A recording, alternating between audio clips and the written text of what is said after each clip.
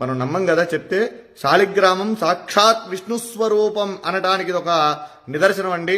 చూడండి, ఇక్కడ దీంట్లో శాలిగ్రామ రూపం సాక్షాత్ శ్రీ మహావిష్ణు స్వరూపంగా ఉన్నటువంటి శాలిగ్రామం. ఇది నేను నిజంగా మీతో నేను ఈ విషయం అంతా కూడా చెప్పాలని చెప్తాను. ఎందుకంటే చాలా మంది నమ్మనటువంటి వాళ్ళు చాలా మంది అనేక రకాలుగా చెప్తూ ఉంటారు.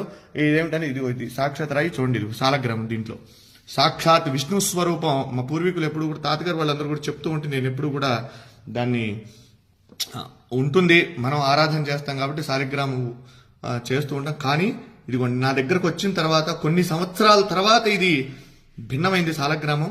అయితే దాంట్లో సాక్షాత్ నిజంగా ఒళ్ళు గగురు పొడిచినాయండి. ఈ శాలిగ్రామంలో ఉన్నటువంటి శ్రీ మహావిష్ణువుని చూడగానే నాకైతే నిజంగా కళ్ళల్లోంచి నీళ్లు ఆగలేదండి.